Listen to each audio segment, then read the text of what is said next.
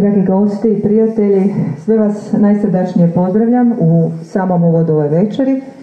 U ime domaćina i organizatora Pučkog otvorenog učilišta Knjižnica Donja Stubica sa napomenom da je ova večer prva u nizu programa koji smo pripremili za sve naše goste, ljubitelje čitane i pisane riječi, upriličenih povodom Dane grada Donja Stubica, i nadamo se da ćete se u ovih 10-ak dana popratiti i odazvati brojnim kulturnim i glazbenim izložbenim sadržajima i pronaći ponešto za sebe. Na početku ove večeri i ovog programa glazbeno nas je nadahnula i povela mlada i talentirana Franka Pasanec, učenica 3. razreda glazbene škole Matija Gubec iz Donje Stubice, i predstavila nam se prvom od 3 izvedbi koji će nam večeras odsvirati. Za ovu večer Etida opus 114 Ferdinando Carulli. Još jedan pljesak za našu mladu talentiranu glazbenicu. S neskrivenim zadovoljstvom i radošću predstavljam i našu dragu gošću koju smo iščekivali dobrih 3 godine. I zaista smo bili uporni i dosljedni i dočekali taj dan, taj kraj pandemije, da nam se odazvala i eto da je naša gošća.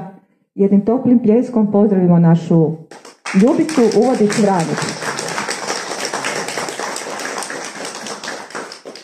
Vrhunska psihologinja, terapeutkinja, savjetnica u individualnom, obiteljskom i grupnom radu. Svi imamo dobre i loše dane. Živimo zaista zahtjevnim vremenima. Svakodnevno smo izloženi teškim izazovima. Svatko se ponaosob nastoji snaći na najbolji mogući način, a koliko smo u tome uspješni ili ustrajni, uporni, dosljedni, večeras ćemo vidjeti temom koju smo odabrali i koja mislim da je univerzalna karaktera i zaista odgovara od mladosti do starosti. Tema je motivacijom do unutarnje snage i uspjeha. Vjerujem da ćemo večeras dobiti odgovore, ako ne sve, ali barem djelomično, na naša pitanja i dileme koja nam se nameću kroz život. Naša vrsna psihologinja Ljubica Uvodić-Vranić, kako i sama kroz svoj rad potvrđuje poznatu izreku da psiholog može biti prijatelj kojeg niste imali. Kao takva razlikuje se od naših prijatelja po znanju i iskustvu, u razumijevanju ljudskih odnosa, u ponašanju i sposobnosti, a njezina uloga je da nas potakne na avanturu promjene. Ljubica Uvodić-Vranić rođena je u Splitu. Psihologiju je diplomirala u Zagrebu. 1997. osnovala je udrugu Petkom u 5 za psihološku edukaciju na Trešnjevci u Zagrebu. Održava i webinare koji su izuzetno posjećeni i, kako bi rekli, lajkaju. Jedna je od najproduktivnijih hrvatskih autorica psiholoških priručnika u kojima se bavi jednostavnim i praktičnim savjetima kako potaknuti osobni razvoj. Dosad je objavila 10 knjiga, eto, imali smo tu prigodu čuti da je 11. pred samim tiskom, bi se reklo, je tako? O tome će nam nešto više reći sama autorica. Nastupa u različitim televizijskim i radio emisijama, te sudjeluje u radu brojnih udruga. Dobitnica je mnogih nagrada, tako je 2010. dobila nagradu Grada Zagreba, šampion zdravlja za volonterski rad i brigu o psihičkom zdravlju kroz program udruge Petkom u 5. 2012. nagradu od Psihološkog društva za promjenu psihologije Cvijet Marulića. O Ljubici Uvodić-Vranić Moglo bi se još puno toga lijepog reći. Osim što je žena prekrasne životne energije, divnog osmijeha koje nikad ne silazi sa njezinog lica, ona se u svojoj kreativnosti bavi i oslikavanjem svile. Eto, to je isto bilo fascinantno čuti. 12 godina, eto, potpisuje se pod pseudonimom Violeta, imala je svoju izložbu i u svemu tome, dakle, ona nema zaista vremena. Njezin tempo života, njezin životni rad i elan jednostavno nema mira da stane na loptu, bi se moglo reći. Vi ste jednostavno energična žena dinamičnog života i vjerujem da ćemo večeras čuti jako puno informacija i iskustva koje ima podijeliti sa nama i ono što smo tijekom razgovora imale promijeniti i zamijetiti je da bi jako voljela kad biste eto večeras i vi imali pitanja, jer ona obožava odgovarati na vaša pitanja i voli imati eto jednu interakciju sa publikom. Eto, toliko bi bilo za sad od mene. Gospođo Ljubica, ja vam prepuštam mikrofon. Moram vam reći da sam bila u puno knjižnica Republike Hrvatske, ali da ovako lijepu pohvalu još nisam čula. Tako da sam se malo zasramila. Gospođa je rekla sve o meni, ja ne znam više šta bi vam ispričala. Naći ću nešto još. Da, jako je, mislim, važno da ljudi koji se međusobno druže ne moraju, još uvijek u Hrvatskoj, ne moraju ići psihologu, jer mi njegujemo obiteljske odnose i njegujemo prijateljske odnose i knjižnice, učilišta, klubovi, pa možda i susjedstvo je još uvijek jedna sredina gdje se može osjetiti ljudska bliskost i gdje možeš prijatelju, suradniku reći nešto što ti je na srcu. Dakle, to da ljudi kod nas uzimaju naš posao od nas i rade ga u prijateljskom odnosu, to je još uvijek jedno veliko veselje meni i jedno bogatstvo našega zajedničkoga života. Ponekad se dogodi da neko hoće možda još jednu rečenicu čuti. Pa eto, čuje udruzi Petkom u 5, do korone smo bili svaki petak, osim preko ljeta, znate. A onda smo malo sada zastali. Ja se nadam da ćemo to nastaviti. A kako sam ja Spličanka, nije sramota, ali je pegula, onda sam ja u Splitu jednom došla predstaviti svoju ovu crvenu avanturu i sad ova na radiju me pita, a šta bi vi htjeli da, još, da ja ću vas pitati, je li vam kao žao Splita, je li vam tužno? Ja kažem, dušo, nemoj me to pitati, pa ću se rasplakati u eter. Nego ti mene pitaj, šta bi vi željeli napraviti u Splitu? I ona se prevari i upita me. I ja kažem, dobro, super, ja bih htjela napraviti sestru od udruge Petkom u 5 i ta bi se sestra zvala Petkom u 5. U subotu u 5 u Splitu. To može samo u Splitu da petak bude u subotu. Oprostite sekundu. Da, možda bolje bez mikrofona čujete. Nije. Možda bolje se čuje bez mikrofona. Kako me čujete? Super. Hoćete s mikrofonom? Evo. Kako me čujete sad? Super. Ma ja sam glasna Dalmatinka. Znači, eto, tako 8 godina smo isto prije korone, tako imali u Splitu, jednom mjesečno u subotu, i došlo bi toliko ljudi. Imali smo 100 stolica, pa smo lako izbrojili. Kad su oni koji stoje na nogama i oni koji su ispred vrati, u njih se lako izbrojiti. Ali uvijek je bilo 100 stolica puno.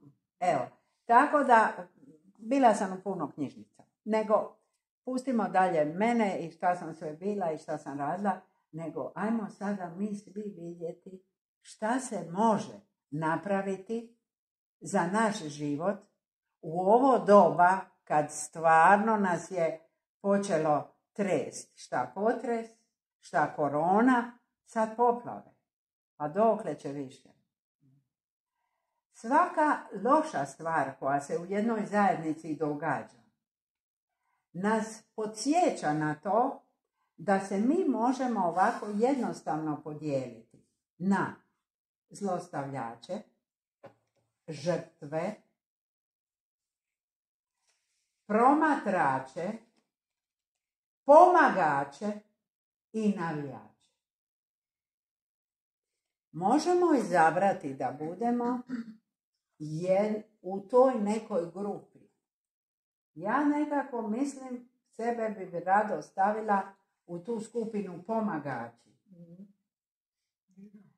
Mnogi ljudi i oni koji k meni dolaze, čini mi se da stavljaju sebe u grupu žrtve.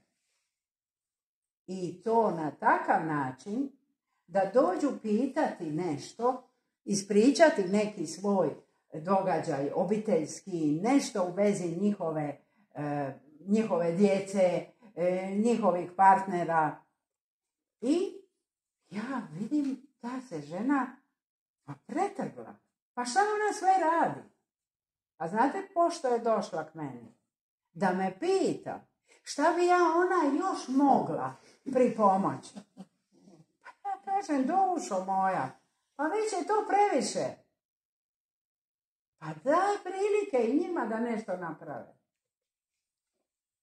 Često puta ljudi koji su tako shvatili svoju ulogu u svome životu, shvatili su je da se mora ovo, da se mora ono, da svakako da. I nažalost, znate, mi smo u prošloj godini izgubili 13 žena od ruku partnera. I da ne nabrajam te tužne brojke. Htjela bih vam svima reći da ta žena koja više nije živa, taj čin njenog partnera nije prva stvar kako se on njoj obratio. Mi prvu čušku kao da ni ne čujemo. Mi prvu psovku kao da ne čujemo. Samo se malo bolje pokrijemo i još sušimo. I još se ispričavamo. Ja, gledajući, razgovarajući s ljudima, koji nekako ih ja vidim, su tim putem išli u nekoj podčinjenosti, pokunjenosti, u nekoj krivici. Ja kad sam vam počela raditi u udruzi Petkom u 5, tako sam si zamislila da ću skupiti jednu udrugu petkom kad gotov radni tjedan i da će ljudi doći. I prvi put je došlo malo ljudi. Ja sam rekla ništa, ne bojte se, bit će nas više i više. I trajat ćemo. Žena koja je došla poslije nekog vremena, kad je završilo prvo predavanje, me primila za ruku i rekla mi: molim vas, dajte mi malo samopouzdanja. Mene je taj njen zahtjev tako pogodio u srce i prošlo je 2-3 godine, svaki petak ona je tu, svaki petak ona sluša, a mi smo se znali na petku pošaliti. Znate, ja sam uvijek htjela da bude malo i šaljivo. Onda bi ja njima ispričala, vi znate taj vic kako je Hođa držao predavanja petkom. Došao Hođa u petak i kaže: ljudi, jel vi znate šta ću ja vama danas divanti? Oni bi: ne znamo. Pa kad ne znate, odo ja kući. Evo njega drugi petak. Ljudi, jel vi znate šta ću ja vama danas divanti? Oni od prošli put poučeni kažu: znamo. Pa kad znate, odo ja kući. Evo njega 3. put. A oni pametni.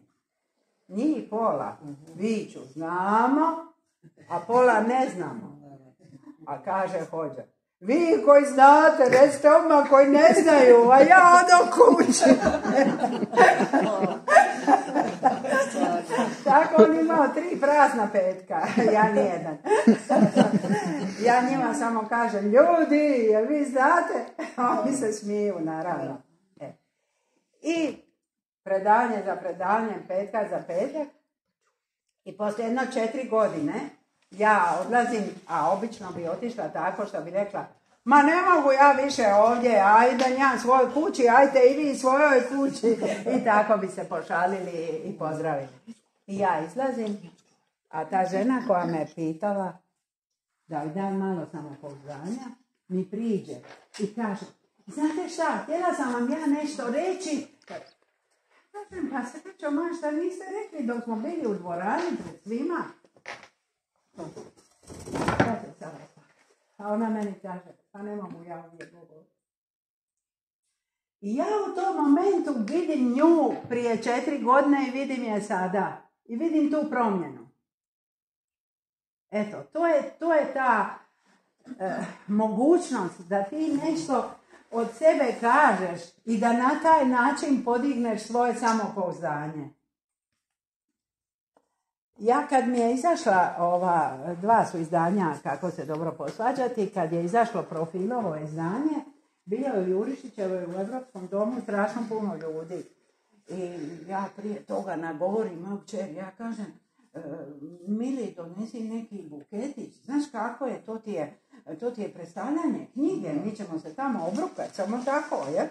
I ona donese buket, kad ono pun stol, znate, puna dvorana. A moja druga kćer kaže, Kate, jel ovi svi ljudi znaju našu mater? A ono glasno rekla, oni se svi smiju. I kad je sve to bilo gotovo, ja da im se zahvalim. I jako sam bila nekako baš dirnuta i ja se dignem i kažem, ljudi, nemojte biti saboteri vlastitog života. Upustite se u avanturu promjene. Oni aplauz, a nas 2 urednica i ja kažemo, dobar naziv za sljedeću knjigu. Ali nije bio dobar naziv za sljedeću knjigu, nego za 3. I to je dobar naziv za radio emisiju koja traje 11 godina. 10 godina smo bili od 18.35 do 19.30, a sad su nas poslije 10 godina, kaže meni urednica, ali znate šta će biti s našom emisiju? Ja se mislim, to sad da više, Bogu i vragu, ukinit će. Ona kaže, produžilo nas za pola sata. I sad će biti, ja se nadam, do 1.11. mora svakako biti, jer je tako u ugovoru sa gradom Zagrebom. Prvi put od kad ja izdajem knjige, grad Zagreb je odlučio moga izdavača malo sufinancirati. Tako da do sad je to ili izdavač sufinancirao ili 2 zadnje knjige ja, a 11. će i malo Zagreb pomoći. I Zagreb je rekao da moramo do 1.11. Prema tome izaće knjiga Avantura u medijima, 4. avantura, jer kako ja svaki put kad se negdje spremam, kad me neko negdje pozove, ja se pismeno spremim. Ima ti papira. Ja kažem šteta bac. I tako će to nastati avantura promjene. Zašto je to ta ideja moja, avantura promjene, važna i zašto bi vam ja htjela o tome danas govoriti? Radi toga što je to direktno povezano s ovim krasnim naslovom koje je dan ovome mome predavanju, a kojega sam ja od srca prihvatila. Kako to se motivirati? Kako to napraviti nešto, a ne promijeniti se? Pa sigurno ne. Inače, prije nego što kažem kako ja to vidim, šta je to, htjela bih vam reći jednu jednostavnu jednadžbu.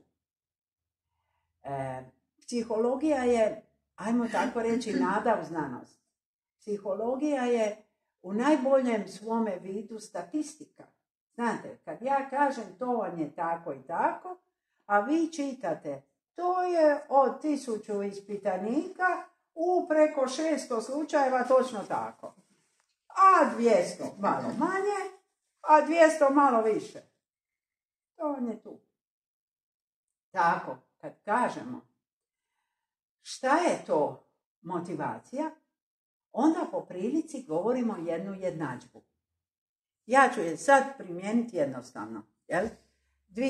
Dvije gospođe došle po mene u Zagreb, možete misliti koja meni komocija, koje veselje, ja sva sretna. I sad, pazite, šta je to, od čega ovisi uspjeh našeg susreta? Naravno, od mojih sposobnosti. Od mojih intelektualnih sposobnosti. Kad sam ja bila mladi psiholog, samo se za te sposobnosti znala. Mi smo se zvali kao mjerači inteligencije. A, da, ona ti ima testove inteligencije. I onda su ljudi govorili, kad vi mene pogledate, vi sve znate o meni. Jel? Tako neke, recimo, podcjenjivanja psihologa, posti nju, ona ne zna ništa, ili precjenjivanja. Ona te kuži, čim te pogleda, odmah sve zna. Jel? I inteligencije. I onda je 1983. u Hrvatsku došao prijevod Daniel Goleman, emocionalna inteligencija. I onda nas je svih naučio nešto što mi dotad nismo znali. Ja kad bi nekom dala mišljenje o nekome, onda bi rekla da je on inteligentan i to, ali sam uvijek osjećala da je to premalo. I onda bi ja rekla, ma znate, on vam je srčan, on vam je duševan, on ima dobre crte ličnosti. Dok nije došao Daniel Goleman i rekao, emocionalno inteligentan. To je u početku nama izgledalo kao drveno željezo. Ili su emocije ili je inteligencija. Šta je to emocionalno inteligentan? Emocionalno inteligentan je jedna jako važna stvar. To znači da razumiješ kako se ti osjećaš i da razumiješ kako se osjećaju drugi. I, na primjer, ja dođem vama držati predavanje. I ja baš slušam vi mene i ja vidim vi pomalo na sat, znate, pogledate, ja kažem, dobro, nije strašno. Sad vi skinete sat pa ga tresete, ja kažem, nije dobro. Njima je toliko dosadno da bi oni sad baš misle ili je stao sat ili šta je ovo, ja? To je, ja promatram vaš interes i ne bi ga htjela izgubiti. A to, da sam ja tu sad sjedim ovako, ja tu sjednem, pa tu nešto govori, da, znate, pa to je vam je tako bilo, pa 1910. Mislim, ma nema šanse. Ja kad sam počela govoriti u udruzi petkom u 5, ja sam sjedila. I poslije jednom, ja mislim, 10-15 godina, moja kćer živi blizu Petrinje, blizu Siska. Tamo lijepo je bio potres. Tamo. I sad mene Sisak isto pozvali me u knjižnicu, ja dođem.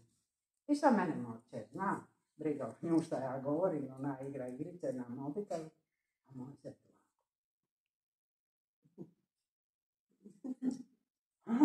On je ostao iznenađen. On mislila ću ja sjeti i nešto pričalo. I kad sve završilo, a moj se, mama, idemo, mama, ovo, ja kažem, to je to. Svidno mu se, dobro je. Dobro je, dakle. Šta je to što, zbog čega mi stavljamo jedan cilj ispred sebe, da budemo motivirani? Šta je to što mene goni kad ja sada krenem k vama u Stubicu? Ja ću pokazati moje sposobnosti intelektualne, ja ću pokazati emocionalnu inteligenciju, ja pratim, je li vi pratite? Ja ću možda sjetiti se nečega, pa nešto ispričati, pa ću možda u datom momentu sjest pa poslušati šta ćete vi mene pitati. Dakle, da bi nešto bio uspjeh, treba racionalna inteligencija, emocionalna inteligencija, treba imati neke crte ličnosti, treba vam biti drago da nešto ljudima objasnite. Kao što je meni drago, jel? To su crte ličnosti. I morate u nekom smislu za sve to imati volju. Da sam ja rekla, ajoj, ajme, baš mi se ne da, a još je kiša. Kiša pada. Ma to je samo voda. Mi smo i napravljeni većinom od vode. Mi takvu vodu pijemo. Kakva kiša? To vam je motivacija. Kad ti se dade da nešto napraviš. Kad ti je to drago. Jer ove sve karakteristike, ako nisu još tu, to vam je jedna jednadžba. Znate? A svaka jednadžba je, množe se faktori. Naprimjer, ja ću skratiti kao da su samo 2 faktora. U jedan faktor ću staviti, recimo, inteligenciju, emocionalnu inteligenciju, crte ličnosti i tako dalje. To kao da bi ja ovako rekla. Ja ću sada uzeti ovu košaru jabuka 0 puta. Znači, nema ništa. Ako ja nemam motivaciju, motivacija mora biti bar 1. Ja ću reći, ja ću uzeti ovu košaru jabuka 1 put. A zamislite 2. A zamislite 3. A zamislite kad neko ima motivaciju 100. Dakle, ako mi nemamo tu u sebi volju, želju da nešto napravimo, ako nama nije drago, ako mi nemamo iskustvo, joj kako je super kad nešto dobro napraviš. I ja često puta kad hodam po Zagrebu, me neko zaustavi pa me nešto vidio, neku moju knjigu, nešto me zna, gledao me kod Stankovića, nešto me pita, jel? Ja kažem, ne slušate me na radiju, Hrvatski radio, drugi program. Ma nemam uopće radio. Pa šta vi slušate? Pa kaže YouTube. Ja kažem dobro, u sebi. I ja 3.9. otvorim YouTube kanal. Ko sluša YouTube? Sad svima ću vam podijeliti ove papiriće. Ovi papirići sada idu prema vama i vi uzimate papirić i lijepo ga spremate i otvorite YouTube. Ako ne znate, imate nekoga mlađega ko zna, lako se to riješi. Šta to znači imati volju za nečim? Taj koji mi je rekao, ma ne, ja ne znam, ja nikad radio, ja ovo, ja ono. A vi YouTube. Motivacija je onaj motor koji sve naše sposobnosti pokreće. Ja sam mogla reći, vidiš, oni YouTube, ja YouTube neću, i eto, baba šumom, deda drumom. Motivacija je jedan osjećaj da radiš nešto što zapravo ti ne moraš raditi. Ja više ne moram ništa raditi. Ja da sam htjela, ja sam mogla reći. Znate šta je motivacija? Naprimjer, imate nekoga đaka koji danas ne ide u školu jer ga boli trbuh. Jer ga zub, glava. A dođu poslije škole dečki i kažu, Štefek, buš s nama išel na nogomet. Je se tako kaže? Ništa ga ne boli. Ono zašto imaš volju. Ali to zašto mi imamo volju i šta se nama dade napraviti. Za to postoje neka pravila koja bi dobro bilo znati. Postoje neki, ajde da tako kažemo, trikovi. Vi znate kako je ova moja Spličanka skakala uvis. Blanka. Kako je skakala. I ja prvo, kad ona skočila, šta ga ja imam s njom, to je ona skočila. To je njezin otac s njom i natrenirao. Ali meni je drago. Znate, ja kad neko nešto lijepo, a meni drago, znate, ja kad sam vam počela primati ljude ovako privatno, onda sam imala jednu kao ordinaciju sa jednom curom koja je slikala na svinji. Onda ona nešto naslikala na svinji, a meni drago. Onda ona, znate, s dečkima, šta ovo, rekao ona, ja sve njoj pričam, šta, kako. Onda ona meni stavila komad svile na stol i rekla, a vi sve znate, naslikajte nešto. Ja kažem, nema ja pojma, nemoj. Ma, uvjedla ona mene. Ja bojam, ko u nekome transu. I naslikam toplo more sa ribicama. I ostavim to na stolu. Jer uvečer se to još ta dvorana koristila za neko amatersko kazalište. I ostale njene slike, ostala moja, ta sličica. I ja pitam drugi put, i jeste vidjeli one slike na stolu? Oni kažu, ova mala je najbolja. Pohvala. Ja sam uzela taj komad svile i nosila da se uokviri. I kad se uokvirilo, ona mi je dala okvir. Ja nisam mogla taj okvir staviti u torbu. Ja sam je ovako nosila. Znate, mi smo, ja mislim, kako sam nas na početku pohvalila sve, da još uvijek mi imamo i obiteljske, i prijateljske, i dobrosusjedske odnose, i poslovne, i da nismo toliko otuđeni kao možda neki drugi ljudi. Ali mislim da imamo jednu manu, mi jako teško pohvalimo. Jako teško. A još kad nam neko nešto pohvali, vi kažete, što vam je lijepo ovo? Ja kažem, ma nije, to mi je jedna stara jaka. Koliko stara? Lijepa mi je. Najbolja mi je. Pohvale utječu na motivaciju. Ako želimo učvrstiti neko ponašanje, a na motivaciju, a kako je koristimo, ako želimo nekoga odvratiti od nekog ponašanja, onda možemo reći jednu blagu kritiku u 4 oka. A ne osramotiti pred svima. Prema tome, to kako vi budete komentirali predavanje, molim, pazite. Nemojte me poklopiti. Svačemo telefonom pa se naručiti pa reći. Kako ste mogli. Da. Kritika je nešto što može utjecati u 4 oka. Kritika je nešto što može utjecati ako ima jedan argument i ako ova druga osoba to razumije. A pohvala je skoro uvijek dobro došla, osim ako je totalno pretjerana, znate, pa ova osoba ne vjeruje, jel? Kaže, joj, kako vi dobro znate, vi mogli doći pješice iz Zagreba u Stubicu.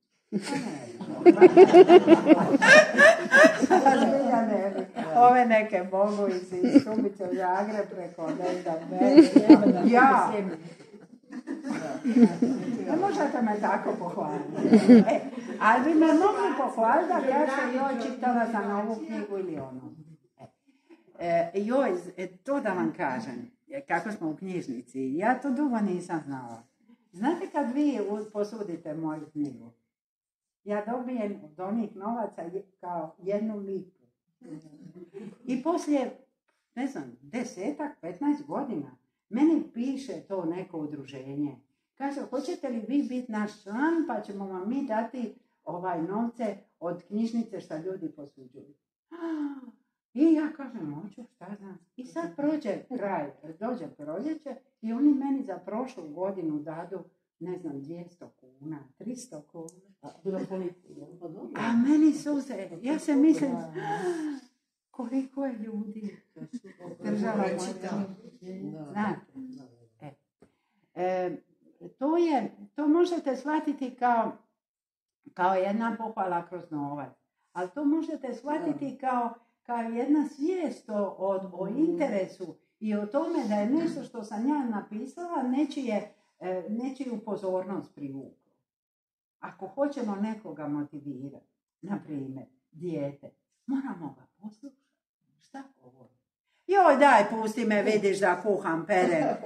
Mama, joj, nemoj gnjaviti. Onda on ide u sobu i plače. Mama ništa. Onda mali dođe u kuhinju i kaže, mama, ali ja ti se plačem. To je jedno manipulativno plakanje. Ali je to zapravo poziv. Pogledaj me. Poslušaj me. Pitaj me zašto plačem. Govorimo o motivaciji radi toga da shvatimo da je to nešto na što utječemo mi kod sebe i kod naše okoline.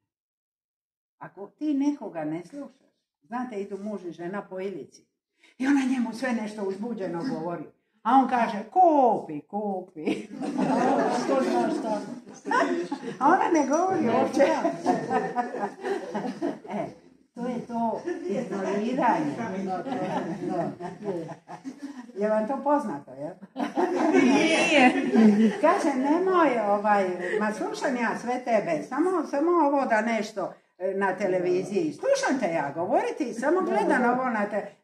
A čekaj, sad je utakmica. Ma slušam te ja. Kad mi drugoga ignoriramo, mi ga poklapamo. Kad mi nekoga nećemo čuti. I tako ta žena koja mi je prva rekla dajte mi malo samopouzdanja, ona me je zapravo potaknula na to da pokušam odgovoriti na jedno pitanje na koje mene ljudi često pitaju kad dođu kod mene. Ja sam godinama shvatila da bez obzira koju temu mi imamo, da je između tih redova stoji jedno pitanje. A to pitanje glasi ovako.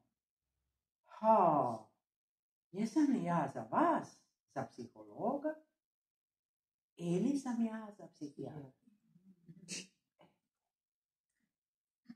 Sad će nam mala zasvirat, pa ću ja odgovoriti na to pitanje.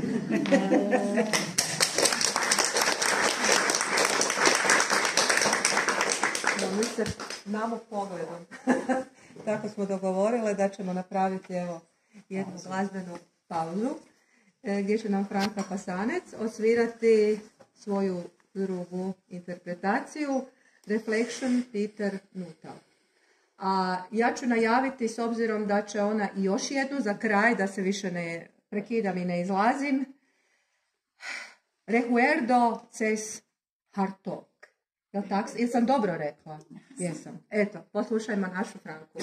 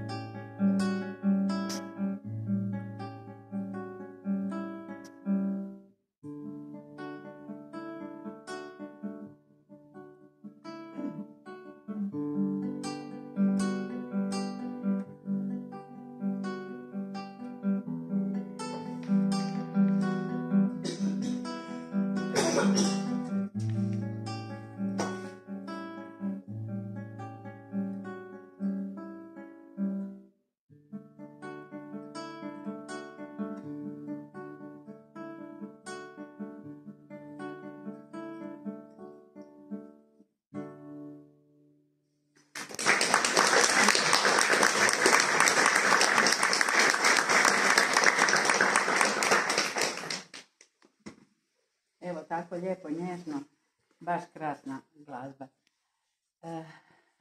Šta bi vam htjela bi vam zapravo reći kako ja gledam na psihičko zdravlje, jer sam ja do toga došla slušajući ljude koji me to pitaju i polazeći od jedne pretpostavke od koje ja uvijek polazim. A to je da objasni nešto lagano, jednostavno. Znate, kad sam bila na kongresu u Opatiji, onda je predsjednik našeg psihološkog društva u jednom momentu se digao i Bog me zamislio. Kaže on, znate šta kolege, ovo sa Ljubica piše. To je jednostavno. I ja sam jedan dan sjeo za stol i probao sam to pisati. I nisam znao. A ja sam rekla, kolega, ti možda znaš teško, a ja znam lagano. I koji ti je u načinu saopćavanja, čovjek ima jedan cilj. A moj je cilj doći do onoga koji me sluša, da me čuje i da me razumije. Moj cilj nije da ja sad vama kažem semantički trendovi hegelijanskoga, opterećenog sa Jungovim pogledom. Ja tako ne govorim. Kome oca, kome mater. Dakle, osnov je samopouzdanja je krenuti u stupicu i misliti. Ili će biti dobro, ili ako ja nešto pogriješim, pa ja ću to nekako se ispričati, nekako ću držati se i drugi put to neću pogriješiti, popravit ću se. To je samopouzdanje. Da bi čovjeku raslo samopouzdanje, on se mora puniti emocionalno. Mi se punimo kad vidimo lijepu stvar, kad slušamo lijepu stvar. Mi se punimo kad vidimo pejsaž, kad čitamo dobru knjigu. Mi se punimo kad nam neko nešto lijepo kaže, kad dobijemo kompliment. I sad pazite najvažniju stvar. Svi bi mi da nas neko voli. Ali mi se punimo i kad mi nekoga volimo. Vi možete čekati da vama neko kaže lijepu riječ. Hoćete li dočekati? Ali vi možete reći nekome lijepu riječ. To vam je sigurno. A to je isto emocionalno punjenje. I to isto podiže našu volju za životom, našu motivaciju. Emocionalno punjenje. Da bi se uopće njegovalo samopouzdanje, sreća je sa samopouzdanjem, znate, da se ono njeguje. Da ono nije nešto, mene su naravno, kad sam ja bila mala, moji su mene jako dizali. Moja mater je govorila, moja čer je pamet, nećeš se ti nigdje izgubiti sa tim svojim jezikom. Dizala me. I onda sam se ja dosta ovako digla. I onda bi ja znala koji put nešto govoriti. I onda bi ona i smijat se na cijeli glas i onda bi ona rekla, čete, tebi pamet ne smeta. A ja bi rekla, ne smeta me, malo mi pomaže. I tako, mislim, ja sam se s jedne strane, kako bih rekla, na jedan blagi način znala i suprotstaviti i to je isto sastavni dio njegovanja samopouzdanja. I vrlo je važno aktivno življenje. Mi sad kad smo se vozili, smo o tome pričali. Šta voli depresija? Depresija voli lijeni svijet. Ne da mi se ništa, ajme ova južina, ajme meni, ajme šta se dogodilo, ajme nemoj me danas ništa pitati, danas je na poslu bila takva ludnica, ajme ne mogu uopće s tobom razgovarati, pa idemo malo prošetati, još za 6.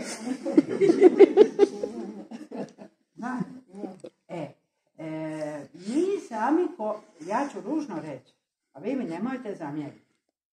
I ako vas neko bude pitao šta je ta žena govorila, vi recite da sam rekla ovu rečenicu koju ću sada reći.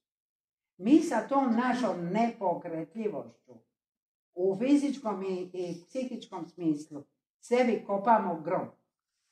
Moram tako reći. Jer ako vam reče nježno, nećete me dobro razumjeti. Najgore se zaležati. Najgore odustati. A šta ako ja dođem, a šta ako ja nešto kažem, a ja govorim ovako malo splitski, ne znam dobro zagrebački, a ne znam kajkavski, a šta? Mislim, ne znam. Svačate, ono što ja ne znam, ja prihvaćam. Ono što ja znam, ja se kao malo s time dičim. I sve skupa mi to omogućava da živim aktivno u fizičkom i psihičkom smislu. Da ja nemam taj aktivni odnos. Ne bilo ovoga predavanja, badava njiva. Jel tako? I sad dolazi nešto najvažnije, što obično ljudi ne razume. Ove 3 stvari lako objasnim. Ali ovu 4. teško. Ja u dahu šetam, jel? Jer držim predavanje, pa ja u ovom prvom redu malo kad smetam. Pa sad ja malo ovu dragu ženu malo ugazim. Ja? Ona kaže, ma slušajte vi. Vi jeste došli iz Zagreba i naša gošće. Ali nemojte me gaziti. Jel tako? Tu neki ljudi odmah kažu, a neki ne. Ima jedna pjevačica jako, kao govore da je lijepa i da lijepo pjeva. I ona pjeva, gazi, gazi srce moje. Pa kaže, nema šanse da iko gazi moje srce. Ima jedna druga pjevačica. Aj, kad me varaš, to vam lipo mi je. Ma nije mi lipo. Nije mi lipo. A falila? Jel mi lipo? Da. Da bismo mi sačuvali svoje samopouzdanje, da bismo mi sačuvali svoju želju za životom, motivaciju da idemo dalje, mi moramo čuvati granice. Ako mene stalno neko gura, sad ja pa maknite se, pa ja tu da se pogledam. Pa ne bi rekli, pa vidi bude žene, smeta. Ako bi to rekli, to je još dobro. Ako bi šutili i odmicali se. Ja sam došla zbog toga kod vas, da vam kažem. Kad neko ovako vas tu dolazi pa se gura, vi se nemojte odmicati. To je čuvanje granica. Jer čovjek se kao odmakne. Pa onda drugi put niti ne pokušava. A drugi put niti ne dođe. Joj, tamo kao ono, pa se oni guraju, neću ja. Da bismo sačuvali volju za životom, moramo čuvati svoju granicu. Moramo ne dati. Zašto bi neko mene? Koji put to teško jako ljudima objasnim. Onda ja kažem ovako. Znate, kad vi spriječite nekoga da vam prelazi vašu granicu, vi naravno pomažete sebe. Ali vi pomažete tu osobu i kažete joj, ja da vas gazim. Vi bi rekli, vi ste tako draga i simpatična žena. Ne želim da još budete, da imate tu veliku manu, da gazite ljude u prvome redu. Ja vam neću dozvoliti da radite takvu grešku. Ja ću vas zaštititi od te greške. Ja ću vam reći, lipo se maknite. Svačate? Kad mi postavimo granicu, kad mi nekome, ko nam je dao čušku jer nije bilo soli, kažemo, joj, oprosti, znaš, sad će sol se jednostavno doda u juhu. To može svako ima 2 ruke. Joj, oprosti, znaš, nisam, a on drugi put 2.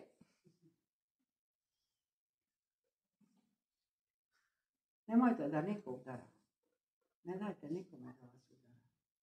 Nije srednji vijek. Znači, nije, gotovo je. Mislim, kolika su ljudi, otkad je pračovjek sa batinom udario onoga drugoga pračovjeka u plemenu. Gotovo je to više. Kad će više prestati agresija? Agresija je ono što nas čini manje ljudima. A stalno gledamo te neke nove i nove agresivne, sve više nažalost. Umjesto da postavljamo granice i da čuvamo. Te granice ljudi puste, znate, puste. I onda više se ni ne zna gdje je granica. I kako sad će izaći 11. veselinjoj se avantura promjene u medijima, ali će, ja se nadam, izaći novo izdanje ove moje zelene avanture, koja možda najviše govori o meni. Ona ima posebno izdanje za učitelje. Ove sve 3 avanture su, nemate vi ovu plavu o rastavljenim roditeljima, 3 su crvena, zelena, crvena i plava, one su sve 3 prevedene na slovenski i sad će biti 4. slučajno ljubičasta. I bit će avantura u medijima, a zelenu ću napraviti, dodat ću još jedan zeleni list. Jer moje mi iskustvo govori da je u zaštiti psihičkog zdravlja, u zaštiti te snage koju moramo imati da bi podnijeli ovo sve što nas tare, da u zaštiti toga mi moramo imati osobu od povjerenja. Pjesnik je rekao, pričaj mi tiho, pričaj mi najtiše, samo ja ću to znati, samo ja i niko više. Imate nekoga kome možete to reći. A može vam se dogoditi po meni? Ja ispred lifta. Hadi, kam ćete suseda? Kaže, idem kod zubara. Bog. Poslije 2-3 dana susjeda s 4. kata. A kod kojega vi zubara idete? Ma slušaj, ma molim te, ma oče, ba. A sam se još rekla nešto indiskretno u vezi toga. Ko bi to bilo? A možda je ona i mislila, ba ne ide ona kod zubara. To se tako kaže. To vam je suprotno od ovoga osobnog povjerenja. Kad ja nekome kažem, ne mora to cijela kuća na 6 katova, znači. Ili da kažem, ajme, tu mi je neka mrlja, kako ću sada, ću se obrukati. A ona kaže, jel vam bila? Imala je maču ovdje. Znate, odmah to iskoristi. To ću staviti 5. osoba od povjerenja. Ako nemamo osobu od povjerenja u svom stvarnom životu, nismo je još napravili, onda možemo imati osobu od povjerenja u stručnoj osobi. A to je stvarno zadnja mogućnost. Možemo imati tu osobu od povjerenja možda jedno kratko vrijeme, dok malo ne dođemo k sebi, znate. Pa onda opet nastavimo u realnome svome životu. Sad bi ja njima se obratila i rekla im, sad vi mene nešto pitajte teško da se ja iskažem. Jel vam se sviđalo ovo? Ja. Ili zviždite ili nemojte tako. Ne samo meni, nego svakome. Znate kako se ruši nečije samopouzdanje? Ja dođem iz Zagreba, napričam, a vi ništa. Nemojte. Ne meni. Nikome. Svakome recite. Ovo je dobro, baš ste dobro. Ovo nije dobro. 4 oka, nježno. Jel? A ovo je katastrofa, ne mogu ni od 4 oka, moram javno reći. Sad trebamo, prostite, jedan po jedan dolaziti kao šaptati u 4 oka. Ne. Ne, znate kako ćemo? Viš kako je pametno. Nisam nadala.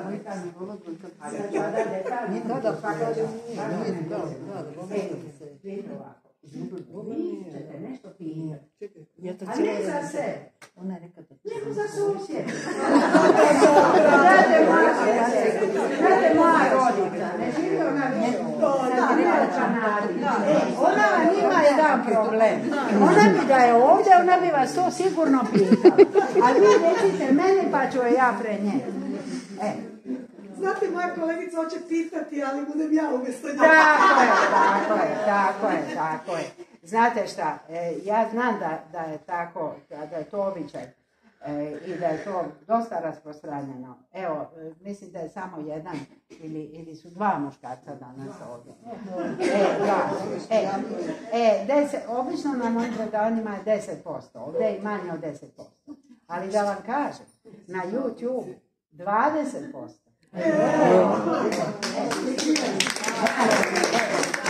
Jer kao nije možda dovoljno muževno se kao tobože bavi psihologijom, ali kako je važno se baviti. Jer onda možeš bolje razumjeti ljudske odnose. I izgleda da ipak jedan broj ljudi, čak 20%, je li to interesira. Šta sam ja još sa tim YouTube-om pomogla? Ja mislim, ljudi koji su gluhi, ili slabo čuju, ili su u takvim prilikama da ne mogu oni sad na cijeli glas slušati moj YouTube, a tu se nešto u tim prostorijama još događa. Onda samo čita titul. Čita titul i nema veze. I ako je stranac, pa ne zna hrvatski, čita engleski. Jer sam ja našla studenticu koja se rodila u Kanadi i koja govori engleski bolje nego hrvatski. I ona meni stavlja engleski titul.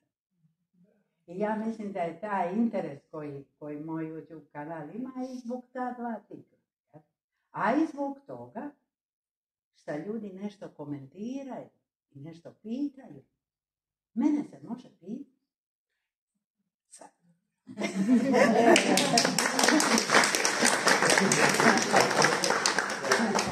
A susjedi ovdje. Pa nego kako? Ma naravno, vi ste za to sjedi tu. Sad se vi svi ugledajte.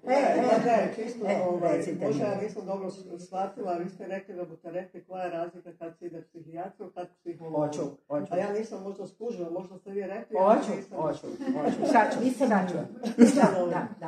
Da. A znate šta, ima 1001 pitanje i da mi ostanemo do ujutro, znate. Ali ovo je važno. Ljudi koji, prvo, da kažem razliku u školovanju. Psihijatar je specijalizacija nakon medicinskog fakulteta, kad si postao liječnik opće prakse, onda možeš specijalizirati baš tu opću praksu ili možeš oftalmolog za naočale, možeš, ne znam, za ginekolog, za ženske i tako dalje. A ima nekih ljudi koji specijaliziraju psihijatriju. I psihijatri su liječnici koji mogu dati lijekove i koji mogu primiti čovjeka u bolnicu.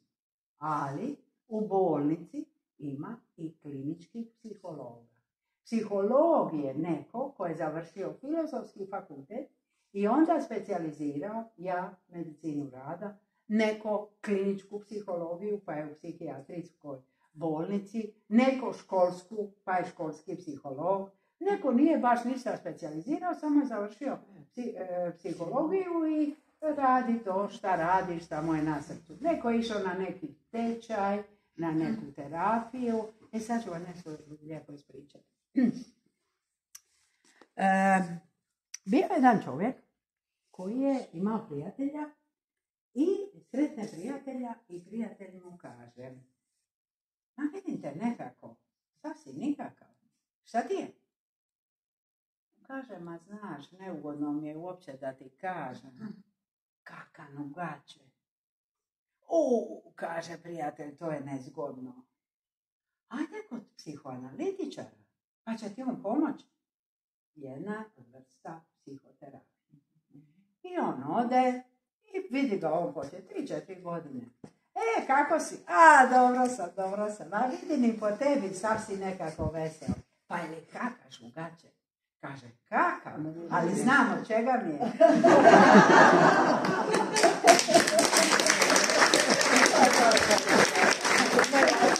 I onda ga je onda govorio da ide kod drugoga. I onda je išao kod realitetno. I poslije nekog vremena vidi ga on i kaže, kako si? Dobro. Jer ti novi terapeut pomogao? Je, puno mi je pomogao. A, kako ti je pomogao? Pa kaže, kaka, ali me nije briga.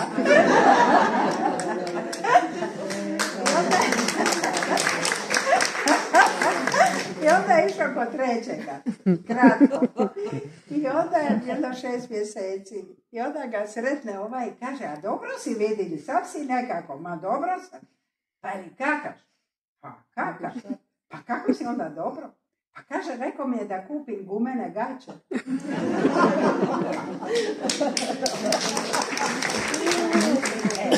Dakle, psiholog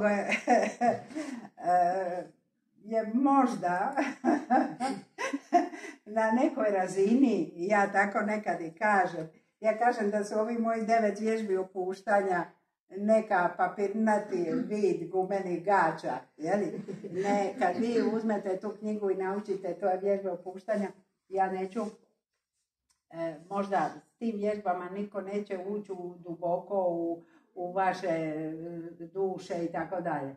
Nego ćete imati jednu pomoć koja je lagana, jeli? I koja će zapravo malo vas podignuti, jel? Na jedan način. Pitanja. Ja sve što sam znala sam vam ispričala i sad više ne znam ništa. Šalim se, naravno da ne, ali evo, pitajte me nešto. Koliko imate godina? Pa to ne znam, ja toliko imam puno godina da sam zaboravila. Ma nemojte tako teška pitanja, pitajte me nešto lakše. Dovoljno. Tako. Ali nije još dovoljno. Bravo, još će biti koja. Ali dobro izgleda. To su komplimenti koji uvijek dobro dođu, mada su nerealni. Uvijek je, znate, to vam je muslimanska poslovica i ja mislim čak sastavni dio nekog njihovog vjerovanja, da je čovjek napravio dobro djelo kad je lijepo pogledao jednu ženu.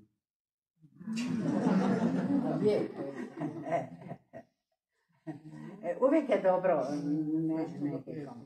neki kompliment dati. A Bože moj, stvari izgledaju. Jakna vam je sigurno nova, prekrasna je. A ja mislim da imate pravu motivaciju da bi još mogli preko Sljemena. Pa znate šta, moje drage gospođe koje su pomogle da ja uopće dođem ovdje, koje su me vozile i koje su mi pričale kako su išle pješice, jako su me, znate, zaintrigirale. Ja za sada idem iz Samobora do Smerovišća, to je 7 kilometara.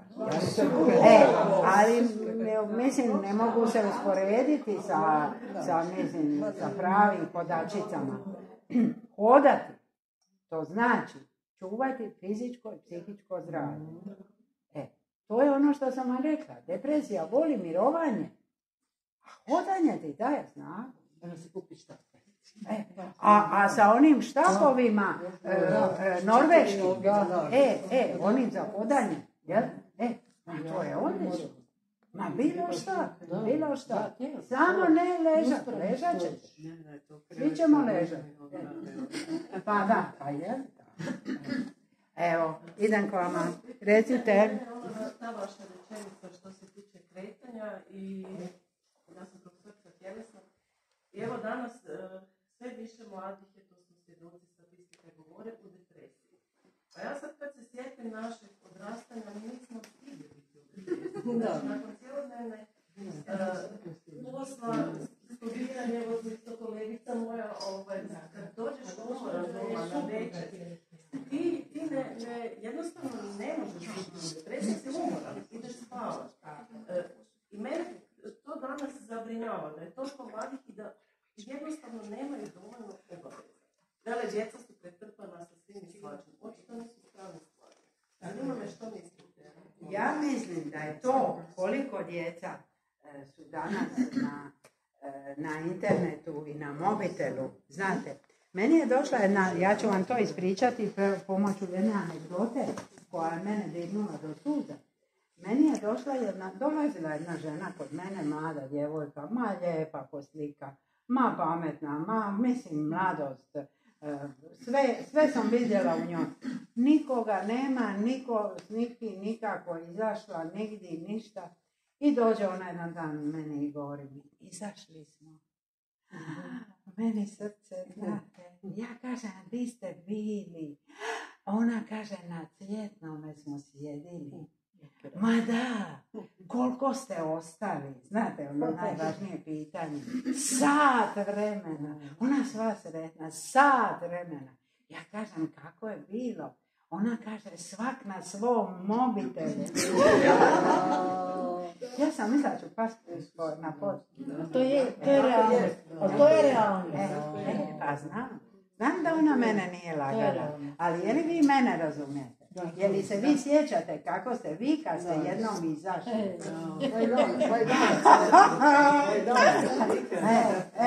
Pa i sad možda ili u bilo kojim godinama kad s nekim izađeš pa pričaš s tom osobom. Pa zato si izašao da popričaš, da nešto kažeš, da razmijeniš.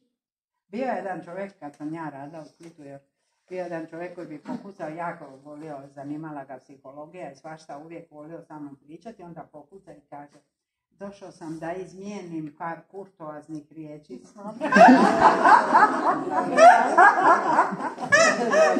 Nije baš točno znao kako bi se, ali nema veze, pa nije važno, nije znao tu riječ, a mislim djelovala onako da je dosta dobra. Da, ja mislim da djeca koja, znate jedan psihijatar, doktor Bagarić, nedavno sam ga slušala na televiziji, jako je lijepo i kratko i jednostavno to objasnio. On je rekao, dok smo se mi igrali sa drvenim igračkama, a ako te je prijatelj sa onom drvenom kockom udario, ti si osjetio bol, a ono danas, kako oni pucaju i to nema boli, to je nerealno. Oni uopće nisu svjesni opasnosti. Nisu svjesni treće dimenzije cijeloga toga slučaja. Četvrte dimenzije, vremena. Jer jednostavno je u tome. Bio je jedan mali koji je kod mene dolazio. Ja inače uglavnom ne radim s djecom, ali su me roditelji namolili. On bi po 12 sati, po 14 sati bio. I on sam rekla, nema šanse, prvo treba maknuti od mobitel i laptop i to sve. I onda je on prošao sa 5, sve je dobro, sve je krasno. I počeli školski praznici i kaže, sad me pustite. 48 sati i odvela ga hitno. Znate, mi možemo ne samo raditi nešto loše za naše zdravlje, nego mi možemo postati ovisni o tom lošem. Osim toga, ti mišići, ako ti te mišiće ne koristiš, ako ti to srce ne koristiš, tu verbalnu komunikaciju, ako ti ne kažeš prijatelju, baš super da smo se našli, a ti si, a kako si? Ti jedan dio emocionalnog punjenja nemaš. Neko je sad isto nedavno rekao, doktor Bagarić je govorio da je, mislim, to kako smo mi zapravo te naše odnose do te mjere otuđili, da se on više ne boji da će roboti s nama zavladati, nego da ćemo mi postati roboti. Ako ne budemo komunicirali, ako ne budemo ono što se događa danas meni ovdje, to nisam ni ja ni vi, to je ovdje između. Kad dvoje ljudi razgovara, pa to nije, ja pričam s gospođom koja me vozi. Pa to nije ni njezino ni moje. To je između. Ona je to rekla, a ja sam to primila. Ako toga nema, mi smo u onome svome kaže. Mislim da je biti čovjek, u pravom smislu te riječi, biti neko ko se kreće, neko ko njeguje svoje samopouzdanje, koji emocionalno puni sebe i drugoga, koji ne da drugome da mu gazi granice i koji vidi u drugome osobu od povjerenja. To ja mislim o ljudskim odnosima. A to se puno bolje može napraviti i u igri ispred kuće, kako smo se mi igrali u dvorištu ili ne znam već kako je, gdje je ko stanovao. U svakom slučaju u nekoj komunikaciji. Mislim da nas je 3 godine dosta unazadilo, djeca su bila kod kuće, ali znate, nisu dovoljno komunicirali, ali svejedno, I prije toga je već počeo taj proces nekog otuđenog, onog udaljenog. Joj, hoćeš ići s nama tamo ovamo? Ma ne, ima neku novu igricu. Ma koju novu igricu? Samo, znate da vas pitam, odakle je njemu nova igrica?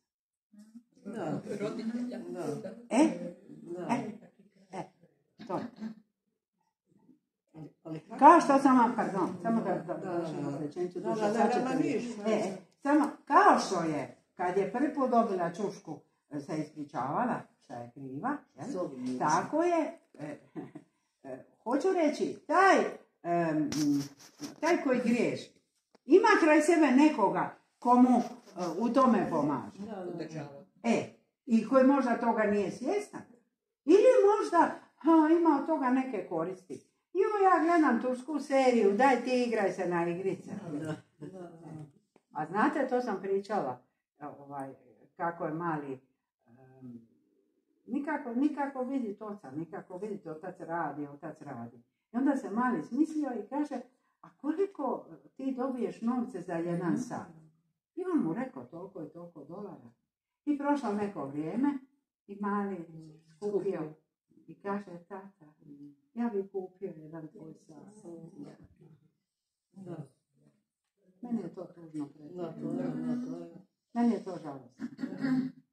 Htjela sam samo ja nešto reći. I gospođa je htjela. Ja sam samo htjela ovo da završim. Vi ste rekli, kad sva djeca igraju te igrice, recimo, ja imam malu unuku, još nije u toj fazi, ona je društvena. Ali recimo, ako dođe u tu fazu da svi igraju, ja ne znam, vidim ovi veći, kako na neki način, kako djelovati na nju? Ne oduzeti potpuno, ali ograničiti. Znate, ne oduzeti, ali ograničiti. Ja?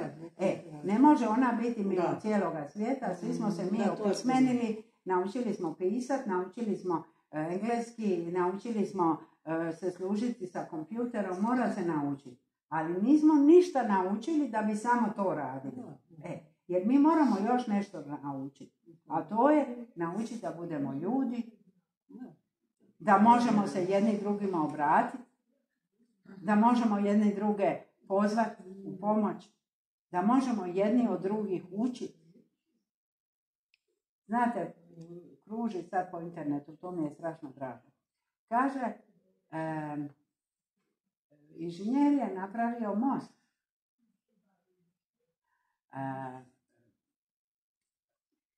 Liječnik je izliječio bolest. Fizičar je napravio CERN. A učitelj je stvorio svih njih.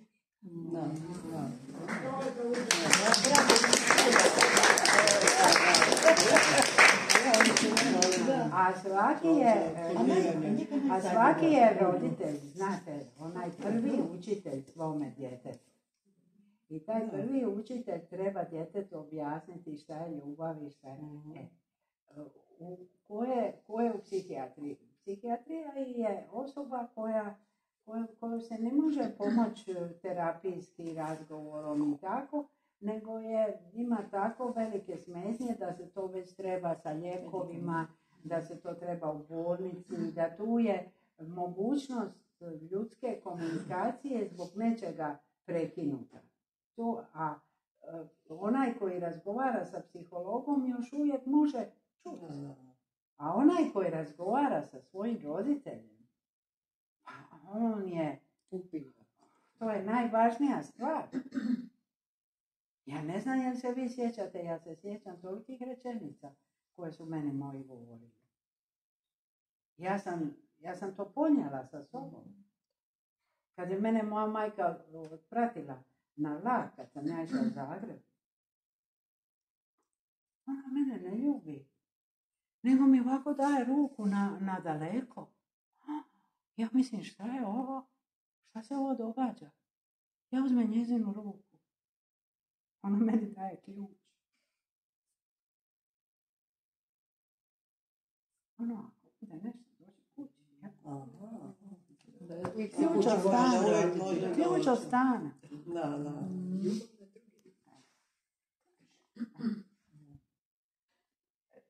Svak će to na svoj način, mislim, mi smo različiti smo verbalnog dara i načina, i mislim, svak će to na svoj način, ali mi međusobno jedni drugima govorimo, tu smo.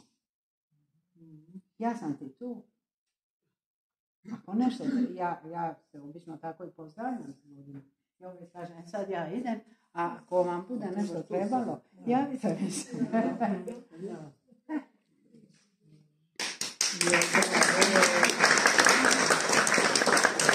Ljubice, govorim o jednoj strukturi ljudi, gdje ću uskoro biti ja, dakle, umirovljenicima. Dakle, neću skoro, ali nakon 45 godina, dakle, on je radoholičar, odvažan, radišan, koncentriran na posao i sad mora ići u mirovinu. Nakon toga slijedi trauma, oboljenje, dakle, kako takvom čovjeku pomoći? Mogu ja?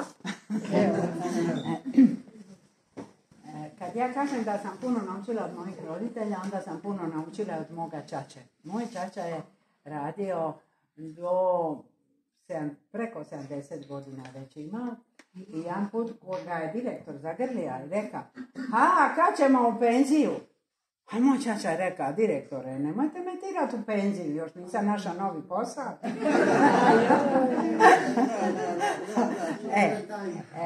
Niko neka ne ide u mirovinu bez da nije našao. Ne mora to biti posao. To može biti hobi, može biti dida servis, baka servis. To može biti ovo kako ja slikam na slivi ili nešto napišem, dopišem. Treba još nešto naći čime ćeš se baviti. Hoćemo za kraj. Može. A za kraj, za motivaciju, uzmite svi ove papire. Hoćemo brže podijeliti. Hoćemo brže. Dajte meni pa ću ja tamo. Ajde. Evo ga. I sad ćemo svi u jedan glas. Jel imate? Morate imati, svi morate imati. Ja sam vam to, ovo doma iz Zagreba. Sad ćemo mi to kad je iz Zagreba. skupno. Evo ga. Znate šta mi se dogodilo? Draga osoba je imala operaciju i trebala je hodati. Doktori su rekli, hodaj. I ona meni govori, Anja, ljubav, ne mogu ja hodati. Još sa štakom. Ja kažem, dušo, ručak na leđa. Kako ne možeš? Moraš, hodaj. Jer i svi imate. Ćeš ti to dati? Slobodno ako ćete dva. Ćeš ti dati to za gospođu? Svejedno, ćeš ti to pustiti negdje snimaš to, jel? Sve snimaš. Smo mi to moći... Ajmo sada. U kanalu od gospođe, ono kaj ste dobili zbog filma. Ajmo sada 3, 4. Zimi, zima, liti vruće, kiša pada, vitar puše, ne ostaje kod kuće. Kura sipa, srce ladi, briga tare, korak grije, zrak sladi. Srce tuče, ne ostaje kod kuće.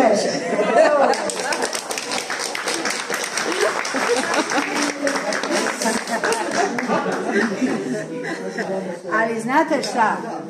Ako ste ovo samo govorili nako, to vas se ništa ne važi. Nego treba govoriti od srca. Probajte. Probajte. Kad završi.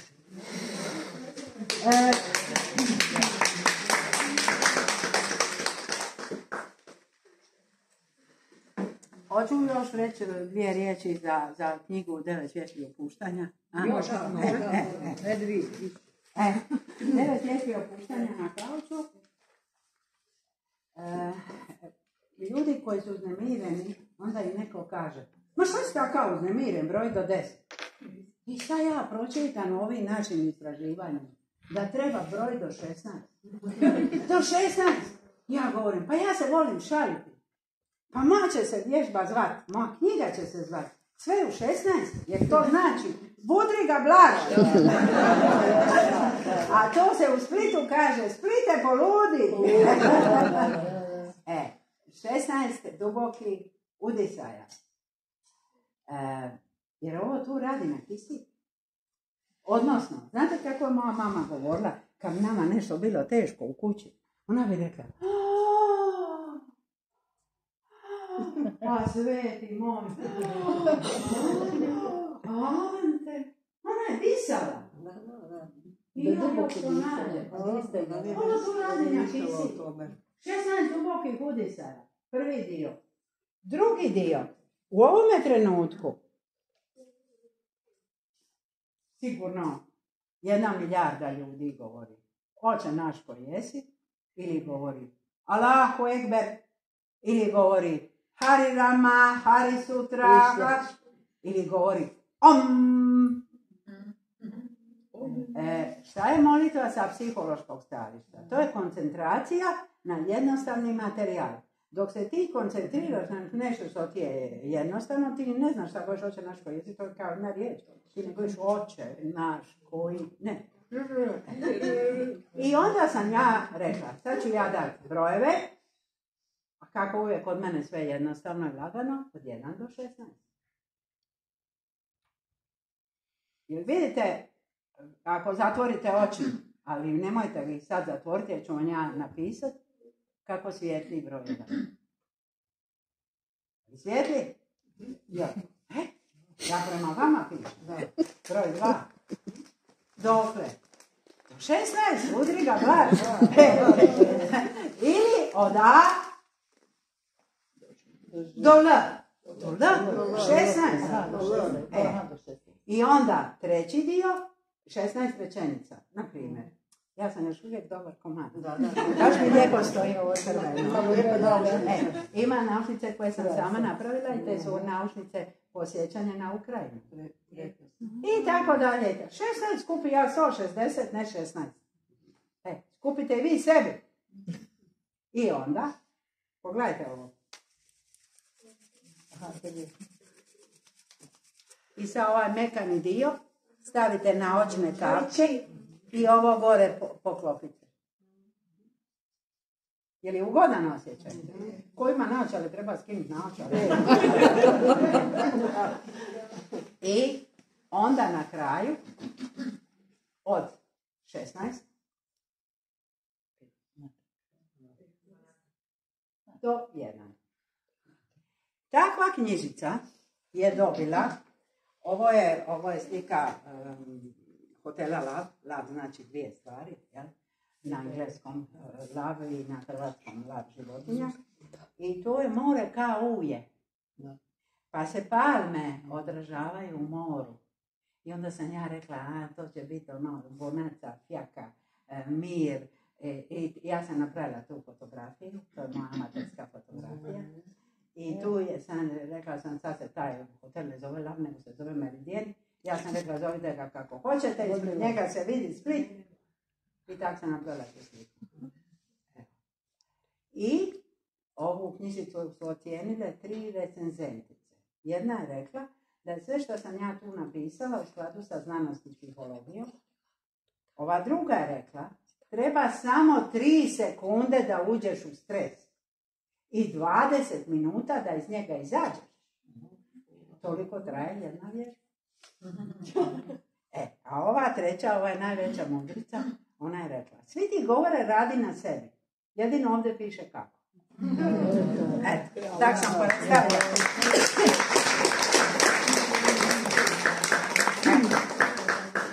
Jesam sve? Mislim da je. Doktor Franka, evo polako izlazi van. I bližili smo se kraju ove večeri. Odsvirat će nam svoju 3. kompoziciju koju je namijenila. Ja vam samo mogu reći da evo danas imate priliku kupiti ovu knjigu 6 eura. Evo, osjetit će se koliko kilo lakše, koliko emocija. Ja da 6 kilo. I svima ćete govoriti, znate kako se zove zapravo knjiga?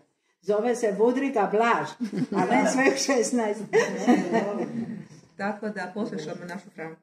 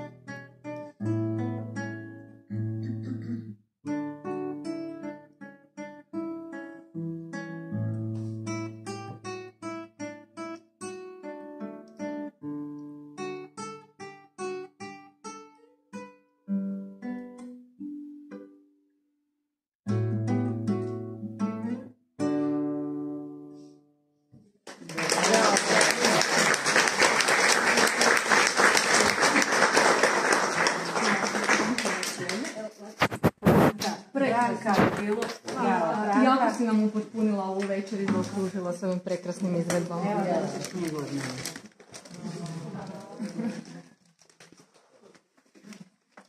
Kako ti prezime Pasanić?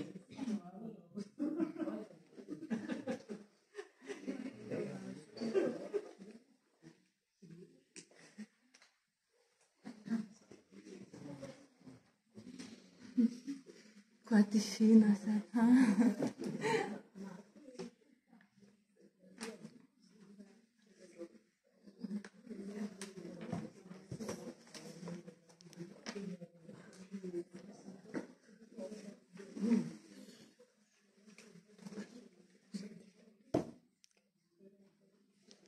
Ovo će biti jako motivirajuća poruka, dugo traje. Evo, sretno. Hvala te.